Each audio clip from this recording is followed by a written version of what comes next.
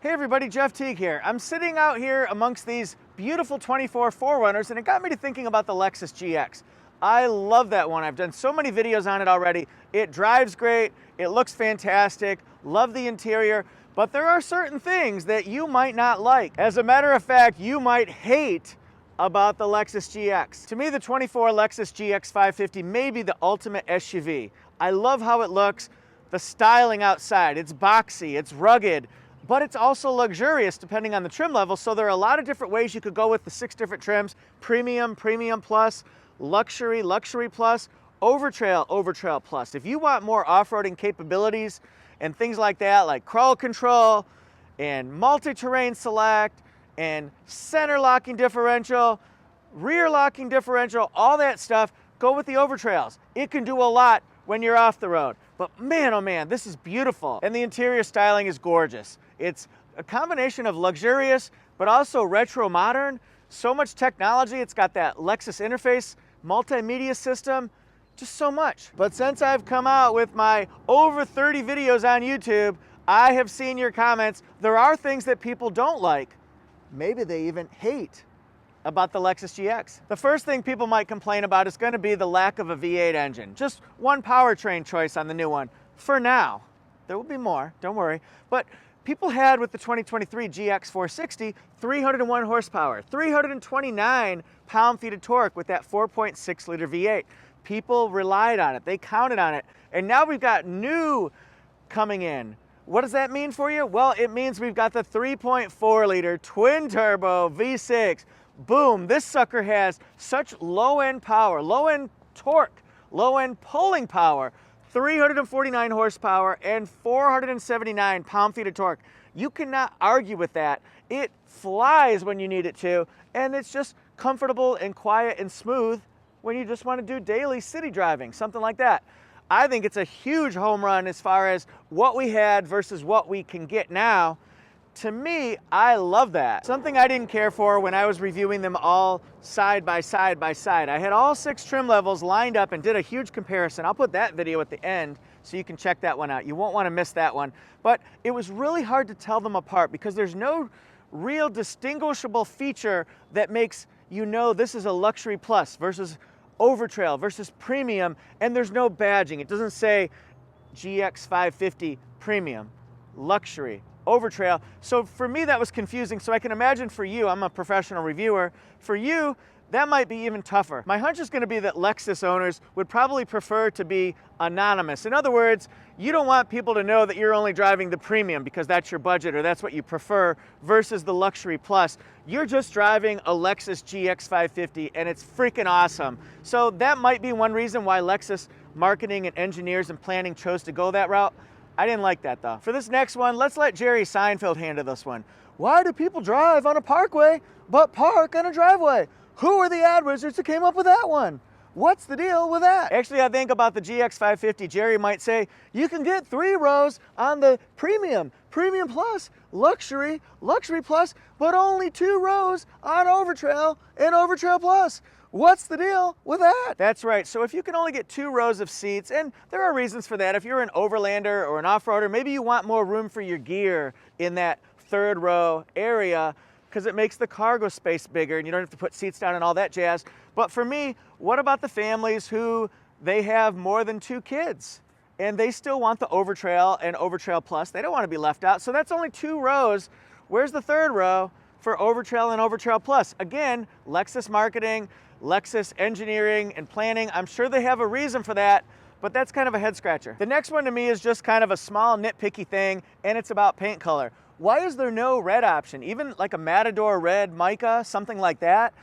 But the good news is Lexus has a lot of different color choices for you, just no red option. Listen to all this. I'm reading right off the spec sheet here. We've got eminent white pearl, so that shiny pearlescent, nebula gray pearl, caviar, the black, the beautiful black color, nightfall mica, gorgeous dark blue, atomic silver, it's classic, incognito. Man, I love that one. It's like a gray mixed with cement color, which maybe a little bit of white mixed in. If you're at Lowe's, you're mixing that one up. You're like, that's what I want my walls to be. That's amazing. But you can also get two-tone with atomic silver, incognito, nori green pearl, and earth.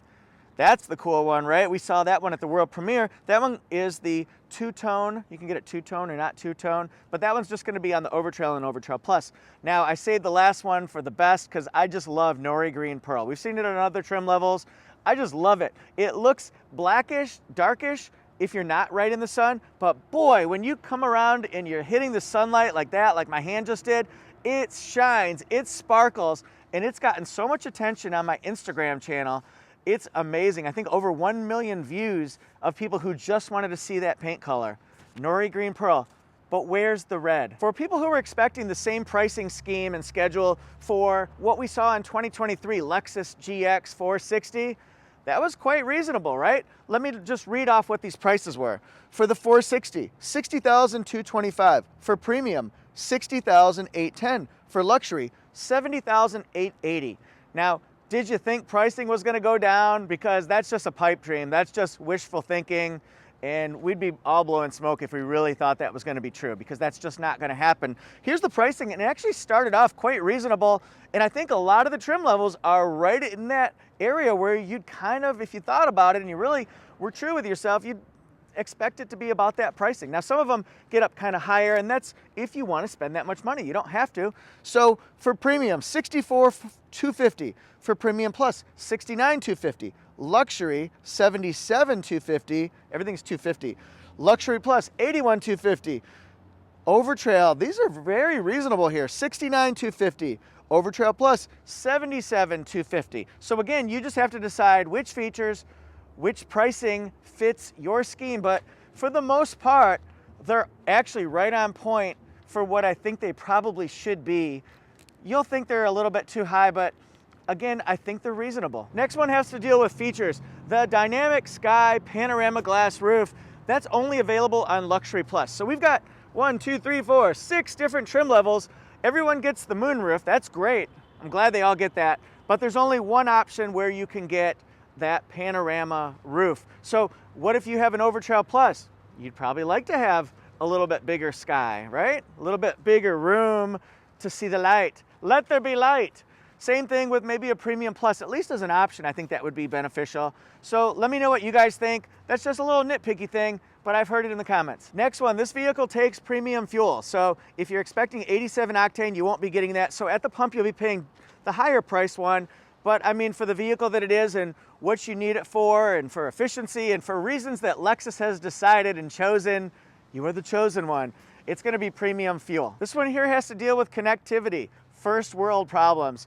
Now, for USB connectivity, you get 6 in the Premium, Premium Plus, Luxury, Luxury Plus. You know, we got 3 rows of seats. In the Overtrail and Overtrail Plus, there are 4 USBs. Now you say, Jeff, you're nitpicking, and I absolutely am. I am nitpicking the heck out of this one. I just think something, think about the RAV4, smaller SUV. That one has 5 standard USBs across the board, and that's a smaller vehicle. So I just feel like it could be helpful to have some more connectivity. I just think 4 and 6, it might not be enough for some families. Again, first world problems. We're going with small things here as well as big. All right, thanks so much for watching. What do you think about the suggestions I had for Lexus marketing and planning and engineering for maybe the next go around, or maybe to add for the next year? That could be something that you agree with, or maybe you disagree with it. Maybe you've got some of your own, but here's the take home message. Again, Lexus GX 550, I'm telling you this, whenever you get a chance to test drive it yourself, you're gonna wanna do that, because this thing is amazing. It's, again, the best SUV I've probably ever been in. It's probably my new sort of dream car, if you're not talking about like supercars or whatever, and I frankly wouldn't get a supercar. I'd rather get something like the new GX. I love it. There's something for everybody out there. The power is fantastic. You don't need that power all the time, but it rides so smooth. When I was doing a drive in the Overtrail Plus on the city, you'd expect Overtrail Plus off-roading capability. Maybe it won't be so much, you know, like smoothness. No, it felt like the road was glazed with butter. I think I even wrote that or said that in my video. It feels buttery smooth when you drive it. And being able to, on the off-roading obstacle course, I took that thing over big moguls, and I had it at a 30-degree angle, and I went down a hill and up a steep angle. That thing was crazy what it can do. So it can do a lot for you on the road, off the road. Plus, it's luxurious, it's classy, it's upscale. It's everything that you want an SUV to be, and I think you would be so lucky and so proud to own one. You just have to decide, does it fit your budget? Is it what your family dynamic needs? Does it make a good fit? Is it a match? Are you gonna swipe? Are you gonna swipe on that car dating app? Thanks guys so much for watching. Let me know what you think in the comment section, and I'm gonna encourage you to watch my Lexus GX 550 playlist. I'll have that right there. And this thing has a growing library. I think we've got over 35 videos maybe on just the Lexus GX 2024 alone. There's everything you need. And watch my trim level comparison because it shows all 6 of them side by side by side by side by side by side. Thanks everybody, peace. Have you clicked on that Lexus playlist yet? Picked out the video of your choice?